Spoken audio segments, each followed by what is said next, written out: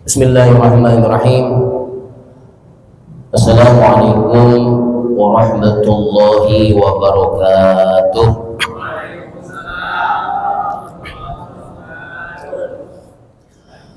Alhamdulillah, wassalatu wassalamu ala rasulillah sallallahu alaihi wasallam wa ala alihi wa sahbihi wa mawala, amma ba'du.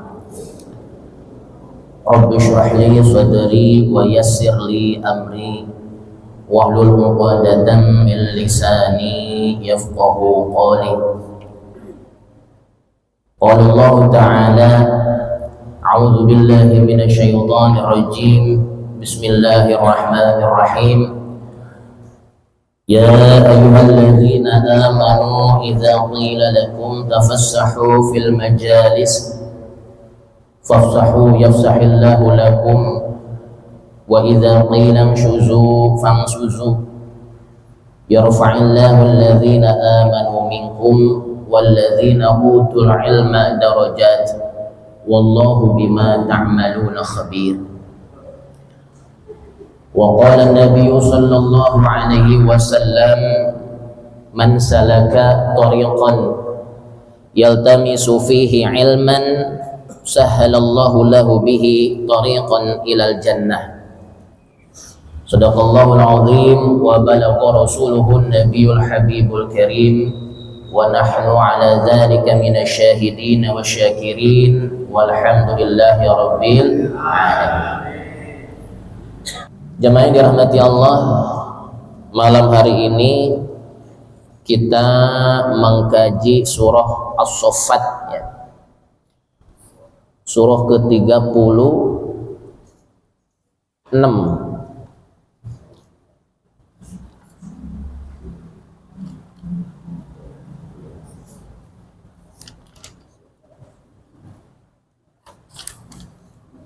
Eh 37 ya.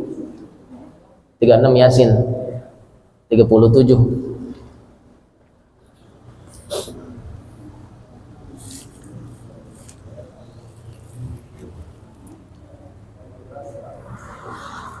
Ayat 102. Jamaah yang dirahmati Allah, ayat ini berkenaan dengan kurban. Karena sebentar lagi kita akan memasuki musim kurban, musim haji. Ada ayat-ayat dalam Al-Quran yang berbicara berkaitan dengan kurban. Di antaranya ayat ini. Falamma tatkala, maka tatkala balago sampai. Tapi kalau dalam nahwu shorof fi'il maudhi balago itu wazan fa'ala mengandung domir huwa, artinya dia seorang laki-laki, dan fi'il maudhi itu kata kerja bentuk lampau, telah begitu. Jadi nggak boleh kita mengartikan sampai, tapi dia seorang laki-laki telah sampai. Siapa dia seorang laki-laki? Yang dimaksud dalam ayat ini dilihat dari syaqul kalam, yaitu Nabi Ismail kecil ya. Telah sampai kemana? Maksudnya telah sampai pada usia yang ia sanggup bersama ayahnya bekerja begitu, sanggup membantu orang tuanya, bantu-bantu orang tua ya. Umur anak yang sekiranya bisa bantu orang tua antara 7 sampai di bawah 15 tahun lah ya. Kalau 15 tahun udah balik, nggak disebut anak lagi, udah balik ya. Maka kata Imam Al-Fara ya, Nabi Ismail menurut ayat surah As-Saffat ayat 102 ini usianya adalah 13 tahun gitu. Jadi makna lengkapnya, maka tatkala Ismail anak Nabi Ibrahim telah sampai kepada usia 13 tahun yang bisa membantu ya, bekerja ma'ahu itu adalah ayahnya Nabi Ibrahim alaihissalam. Qala Nabi Ibrahim berkata kepada Nabi Ismail, kecil anaknya. Kata Nabi Ibrahim, ya bunayya, hai nak, ini sungguhnya aku arafil manam, aku melihat di dalam tidurku, maksudnya aku mimpi, anni bahwasanya aku al-bahuk, aku menjembelihmu. Dan jamaah yang dirahmati Allah, mimpinya para nabi beda dengan mimpinya kita. Mimpinya para nabi itu wahyu dari Allah Subhanahu wa taala. Begitupun baginda Nabi Shallallahu alaihi wasallam mendapatkan wahyu itu kadang melalui mimpi. Artinya Nabi Ibrahim diperintah oleh Allah Subhanahu wa taala agar menyembelih anaknya. Kalau bahasa kita, nak, aku mimpi. Dalam mimpi itu Allah suruh aku sembelih kamu. Fangzur madza cara. Maka lihatlah bagaimana pendapatmu. Jadi Nabi Ibrahim nggak semena-mena, oh ini perintah Allah langsung sembelih, enggak. Ya. Dimusyawarahkan dulu sama anaknya. Ya. Tanya bagaimana pendapatmu, nak? Karena Ismail kecil ini anak soleh. Ya. Apa jawabannya? Qala Nabi Ismail menjawab, ya abati, wahai ayahku, if'al, kerjakan. Ma tu'mar. Ya. Apa yang diperintahkan kepadamu? Artinya, wahai ayahku, udah potonglah, sembelihlah aku. Begitu. Ini jawaban anak soleh ketika ini tahu perintah Allah Subhanahu wa ta'ala. Makanya yang diminta oleh para nabi itu, Rabbi habli minas sholihin. Minta anak soleh, bukan anak pinter. Ya. Anak pinter gak soleh, rugi, percuma. Ya. Kalau anak pinter mikir otaknya, lah ngapain gua? Ya. Masih muda, ya. Masa depan masih panjang. Bapak aja yang tuaan, mikir kalau anak pinter. Maka kalau anak soleh ini tahu perintah Allah, maka jawabannya if'al ma tu'mar, kerjakan ayahku apa yang telah diperintahkan kepadamu.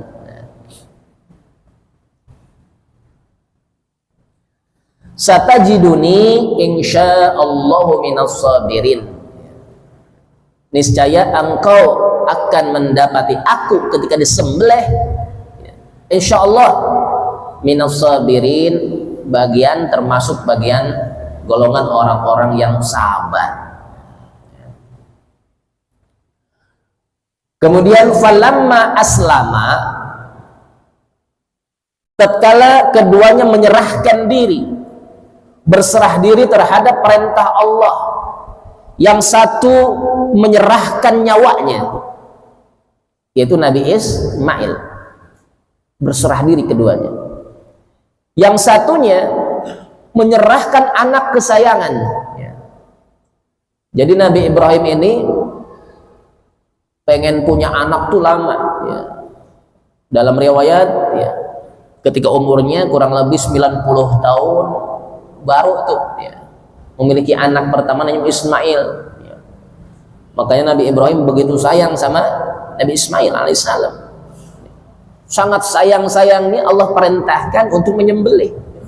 Maka di sini falama aslama keduanya saling menyerahkan diri, yang satu menyerahkan nyawanya Nabi Ismail ya. Karena ini perintah Allah, yang satu menyerahkan anak kesayangannya Nabi Ismail alaihissalam. Watallahu lil jabin, dan Nabi Ibrahim meletakkan apa, kalau ditempelin begitu ya, dibaringkan ya, watallahu, dibaringkan itu Ismail lil jabin. Jabin ini apa nih namanya? Pelipis, ditengkurapin Ya. Biasanya kalau nyembelih kan miringkan, ya. Ini tengkurupin lil jabin. Maksudnya biar Nabi Ibrahim ketika motong Nabi Ismail ini, kalau lihat wajahnya nanti bisa luluh hatinya. Bisa luluh hatinya ketika melaksanakan perintah Allah nyembelih anaknya, maka dibalikin, ya. Dibalikin, ditengkurupin lil jabin, dipelipisnya ke tanah. Ya. Ketika hendak dipotong, ya, hendak disembelih, wanadainahu, dan kami menyerunya. Allah Subhanahu wa taala menyeru, ayya Ibrahim. Hei Ibrahim, qad saddaqatar ru'ya. Sungguh engkau telah membenarkan mimpi itu. Artinya Allah Subhanahu wa taala mengatakan kepada Nabi Ibrahim telah membenarkan mimpi itu, bahwa itu mimpi dari Allah, perintah Allah, dan perintah Allah itu dilaksanakan dengan kesungguhan hati, ya. Ketulusan hati, lebih mengutamakan perintah Allah dari apapun yang ia cintai di dunia ini. Itu Nabi Ibrahim, ya. Anak yang paling dicintainya karena ini perintah Allah Subhanahu wa taala, maka dituruti oleh Nabi Ibrahim alaihissalam. Inna kadzalika najzil muhsinin. Sesungguhnya yang demikian itu, ya, kami jadikan sebagai penolong terhadap orang yang berbuat kebaikan, muhsinin. Artinya belum Nabi Ismail dipotong, disembelih oleh ayahnya Nabi Ibrahim, datang perintah Allah, cukup, ya. Artinya Allah sudah menganggap bahwa Nabi Ibrahim sudah melaksanakan perintah Allah Subhanahu wa taala meskipun belum disembelih, ya. Inna hadza lahuwal bala'ul mubin. Sesungguhnya ini benar-benar ujian yang jelas, yang nyata, ujian yang paling pahit, ya, yang dirasakan oleh Nabi Ibrahim alaihissalam, ya. Karena banyak perintah Allah, larangan Allah, semuanya dilaksanakan oleh Nabi Ibrahim alaihissalam, ya. Tapi ada perintah Allah yang paling berat, yaitu suruh motong anaknya, suruh nyembelih anaknya. Maka Allah Subhanahu wa taala berfirman, inna hadza lahuwal bala'ul mubin, ya. Ujian, ya, yang jelas, ya. Kemudian wafadainahu bidzibhin azim, ya. Dan kami menggantinya dengan sembelihan. Apa itu sembelihan? Diganti, Allah datangkan kibas. Apa itu kibas? Domba yang besar yang tanduknya panjang, kibas. Akhirnya itu yang dipotong, ya. Nabi Ismail enggak jadi dipotong. Kenapa? Allah anggap Nabi Ibrahim sudah melaksanakan perintahnya. Nah, jamaah yang dirahmati Allah, ayat ini menjadi rujukan bagi kita tentang perintah kurban. Ingat, garis bawahi bahwasanya nggak ada lagi, ya, mimpi yang datang dari Allah untuk orang-orang setelah Nabi. Dia hanya di zaman kenabian saja. Kalau setelah masa Nabi berakhir, ada orang tua saya mimpi ada perintah Allah suruh nyembelih anak, itu dusta itu. Udah habis masa kenabian. Jadi mimpinya para nabi itu bagian dari wahyu, ya, datangnya dari Allah Subhanahu wa taala. Kalau setelah nabi nggak ada, ya. Nah, kemudian jamaah yang dirahmati Allah, bagaimana hukum kurban? Hukum kurban adalah sunnah kifayah muakkadah, ya. Sunnah kifayah muakkadah. Apa itu sunnah kifayah muakkadah? Fa iza ata biha wahidun min ahli baitin kafa an jami'ihim. Itu definisi hukum kurban, sunnah kifayah muakkadah. Maksudnya bila seseorang dari bagian keluarganya salah satunya sudah ada yang kurban, ya, wahidun min ahli baitin, kafa, maka mencukupi anjamiihim, atas seluruh keluarganya, begitu. Jadi minimal kurban itu satu kambing itu mencukupi seluruh keluarganya, tentunya yang di bawah naungan nafkahnya, ya. Kalau ayahnya kurban, kalau anaknya udah kawin, udah tidak di bawah naungan nafkahnya, ini korban sendiri, ya. Jadi satu kambing cukup untuk seluruh keluarganya. Itu sunnah kifayah, muakkadah, sangat ditekankan. Andaikan mau pakai hitungan, ya, satu misalkan anggota keluarga satu, bagus, ya. Ayah satu, emaknya satu, cucunya satu. Karena tidak ada batasan maksimal, nggak ada. Yang disebutkan sunnah kifayah muakkadah, batasan minimal satu kambing cukup untuk seluruh keluarga. Ini batasan minimal. Kalau satu keluarga mau korban 100 ekor sapi, silakan, ya. Mang Ion misalkan, ya, mau kurban 1000 kambing, silakan, gak ada batasan maksimal. Cuma nggak ada orang yang kayak gitu, gak ada. Meskipun orang paling kaya di kampung hutan belum pernah dengar saya. Nabi doang, ya. Jadi nggak ada batasan maksimal untuk kurban, ya. Haji Samba misalkan mau kurban sendiri nih, gua mau beli sapi 200 kurban buat sendiri, bagus, ya. Nabi Ibrahim begitu. Nabi Ibrahim 1000 kambing, 300 sapi, ya, 100 onta untuk dirinya sendiri. Jadi itu hukum kurban adalah sunnah kifayah muakkadah. Muakkadah itu mendekati wajib, ya. Ada orang kaya nggak kurban, dosa nggak? Ya kalau bicara dosa, nggak dosa, karena sunnah. Tapi keterlaluan aja, ya. Makanya sabda Nabi Shallallahu Alaihi Wasallam, barang siapa yang diberi kelapangan rizki, kemudian dia nggak korban, fala taqrabanna musallana, jangan dekat-dekat ke tempat sholat kami. Masya Allah. Makanya sebagian ulama di antara pengikut mazhab Abu Hanifah, ya, Abu Yusuf, murid utamanya Imam Abu Hanifah, mengatakan bahwa kurban bagi orang kaya wajib, dosa orang kaya yang mampu nggak kurban. Ini pendapat Abu Yusuf dan yang lainnya.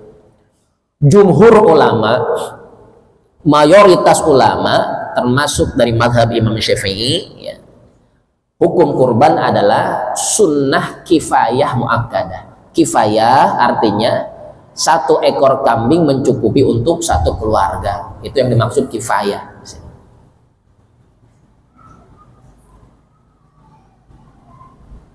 Kemudian jamaah yang dirahmati Allah, apa aja yang bisa dijadikan kurban?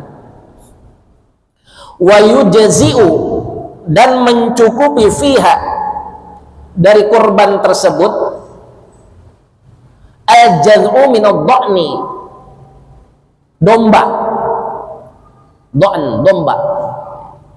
Wa huwa, itu domba, malahu sanatun, domba itu boleh dijadikan hewan kurban syarat umurnya satu tahun. Kalau domba, atau belum 1 tahun sudah apa namanya? Kupak namanya, sudah ompong, ya. Artinya sudah baleg kalau manusia, kalau sudah ompong udah baleg. Atau belum ompong nih, udah masuk umur 1 tahun, berarti si domba balegnya itu umur 1 tahun, ya. Belum 1 tahun sudah kupak, ya, sudah ompong, maka boleh walaupun belum 1 tahun. Domba yang pertama. Wa ta'ana fi tsaniyah, 1 tahun masuk ke umur 2 tahunnya, jalan ke 2 tahun. Jadi 1 tahun lebih seminggu boleh, lebih 2 hari boleh, yang penting lebih 1 tahun, ya. Itu domba. Kemudian yang kedua, yang bisa dijadikan hewan kurban adalah wasaniyu minal ma'zi, kambing Jawa, kambing kacang, kambing.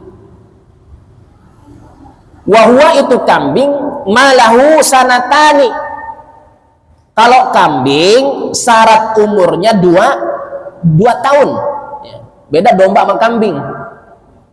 Kalau kambing mah cukup 1 tahun, atau belum 1 tahun tadi sudah ompong. Kalau kalau apa?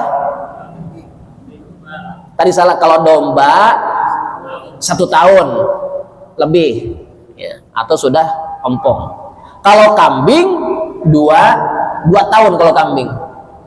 Jadi kalau tuh kambing baru setahun belum bisa dipakai kurban.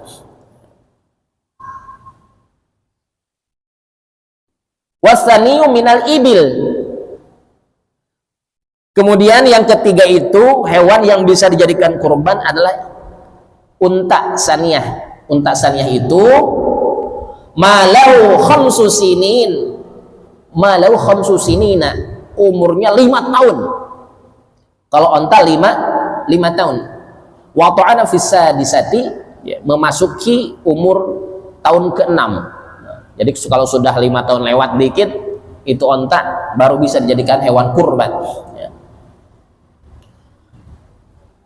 Kemudian wastaniyu minal baqari, sapi saniyah bisa jadikan kurban. Sapi saniyah ini malahu sanatani, yang usianya 2 tahun kalau sapi. Wa ta'ana fi tsalisah, memasuki tahun ketiga. Ya. Jadi kesimpulannya yang pertama atau tadi domba. Domba umurnya 1 tahun atau sudah ompong giginya. Setelah domba apa? Kambing. Kambing umurnya berapa? 2 tahun. Kemudian sapi. Sapi berapa umurnya? 2 tahun. Onta berapa onta? Onta 5 tahun. Itu syarat umur. Setelah syarat umur ada syarat lagi nih.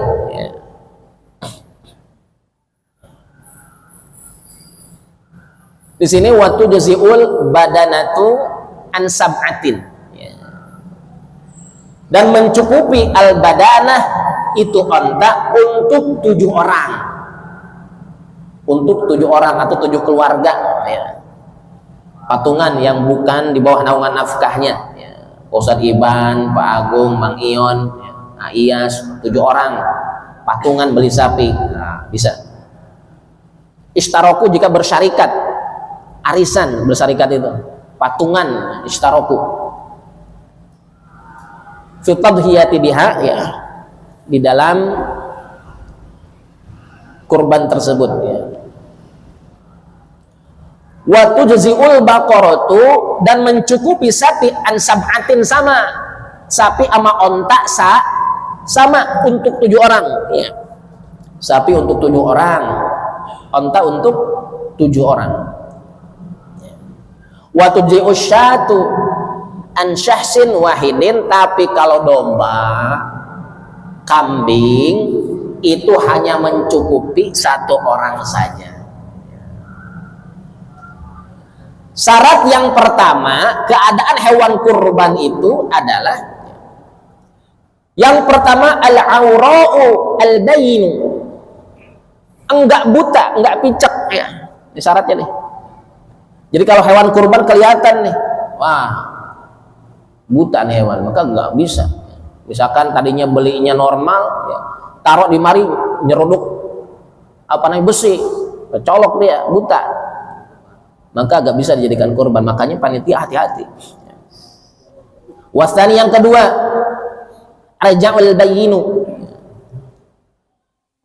Arja'ul bayinu itu pincang, ya. Pincang. Makanya kalau mau motong itu, maka di sini dijelaskan kan, kalau misalkan pincangnya itu enda ijja'iha litadhiyati biha bisababin idhtara biha.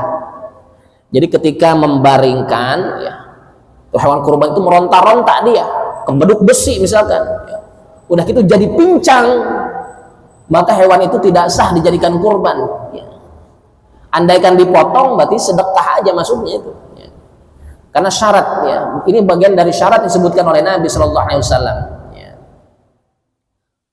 Yang ketiga syarat hewan kurban yang tadi itu adalah yang apabila dijadikan kurban nggak sah, al-maridatul bayinu marudduha, sakit yang nampak jelas sakitnya. Ya, ya kalau sakit ringan nggak apa-apa, misalkan ada sapi pilek gitu kan, nggak apa-apa. Ya. Sakit yang nampak berat sakitnya, atau lukanya luka lecet dikit nggak apa-apa. Ya. Kayak kuping, kalau kupingnya copot nggak bisa. Ya. Kupingnya copot nggak bisa. Tapi kalau kupingnya sobek, nggak copot, cuma sobek doang atau bolong bekas ditindik. Ya. Ada sapi preman, ya, bolong kupingnya, nggak apa-apa. Ya. Tapi kalau copot bagian dari tubuhnya maka nggak bisa dipakai korban. Warabi'u, dan yang keempat al-ajfa. Ya. Ajfa'u itu adalah kurus banget. Kalau kurus banget nggak bisa dijadikan hewan kurban. Insyaallah kita lanjutkan di pertemuan berikutnya. Allahu a'lam bishawab. Alhamdulillahirabbil alamin. Subhanakallahumma wa bihamdika asyhadu an la ilaha illa anta astaghfiruka wa atubu ilaik. Wassalamualaikum warahmatullahi wabarakatuh.